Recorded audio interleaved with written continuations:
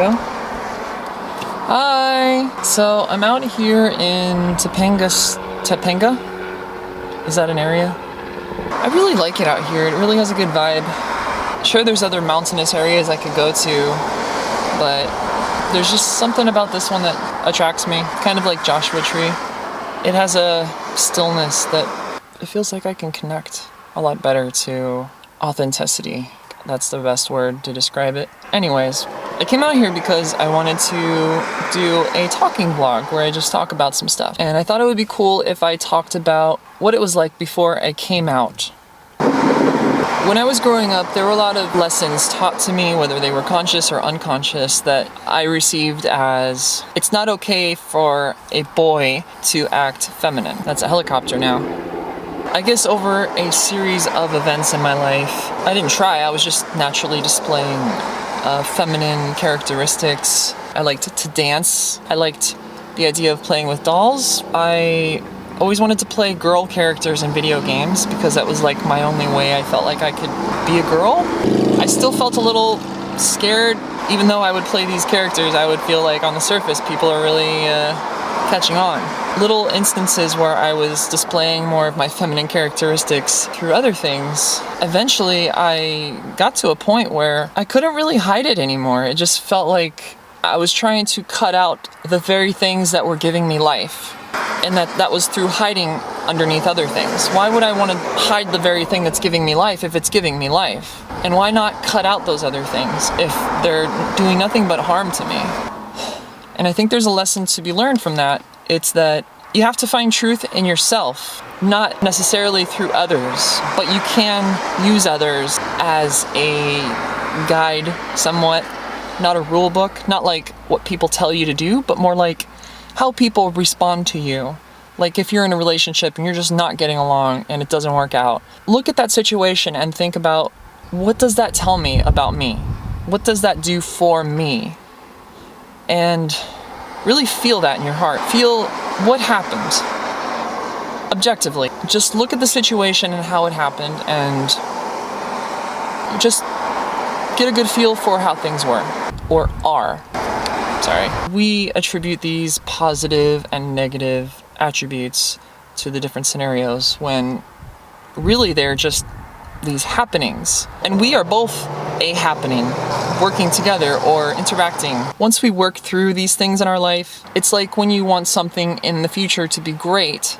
If it's so great that it's beyond your belief, it could be turned into something much more grand than you believe you're worthy of. And so you put it on this pedestal and you're trying to attain this. So there's an imbalance. So you put yourself on one side and you put that ideal self on the other side and you just remain that way. Whereas if you had some kind of motivation to do something, but you felt good doing it, and then suddenly that action or lifestyle turns into something very prosperous. Let's say for another person, that's someone's other side greater ideal. This person who just started doing this stuff and ended up here recognizes that it's natural for them to be there. And so for me, in thinking if I'm having a hard time in my life, I need to follow that neutrality in myself.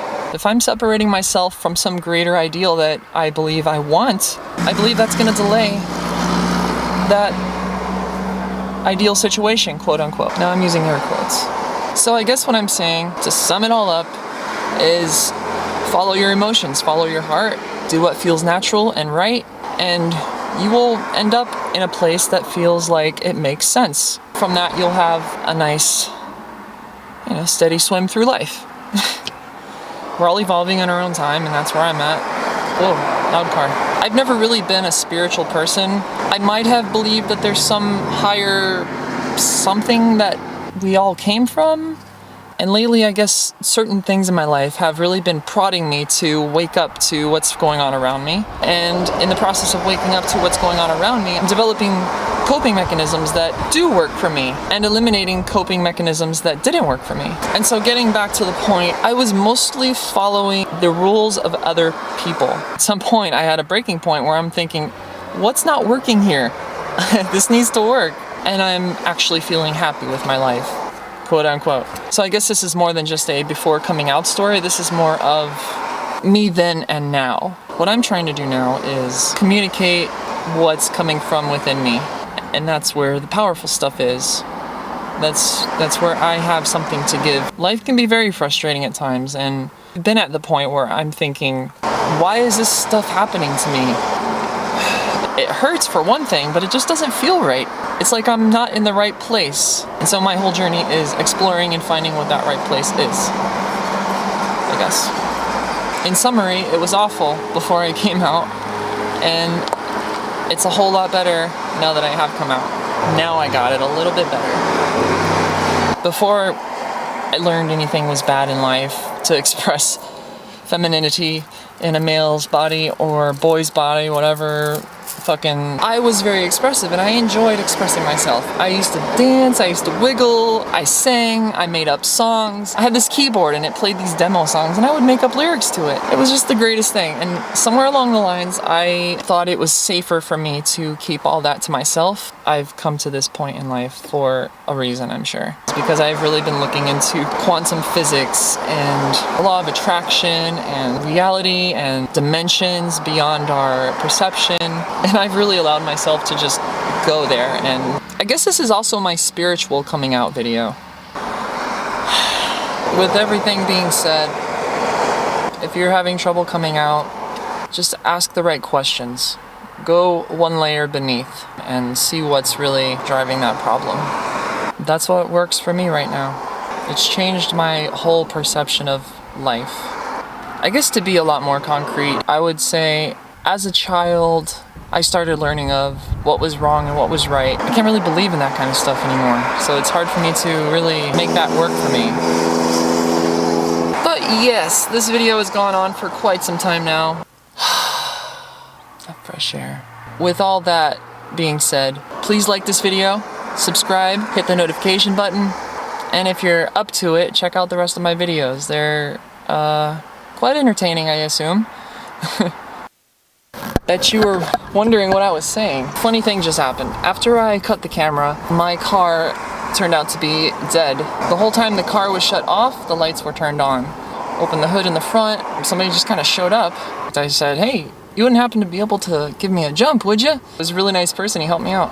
This other couple guys came over and they ended up borrowing $3 from the same guy that helped me. And the funny thing was, we were all out here for the same reason. We just wanted to get away from all the craziness and enjoy the peace and quiet. And here we are, helping out one another. I thought that was so cool. Yeah. Anyways, my car's running. I'm good to go. I decided to go on a little bit of a nature walk today. And so did so many other people. I'll talk to you guys next time. Peace and love. I'm weird, right? We've established that so far. Cool. Okay.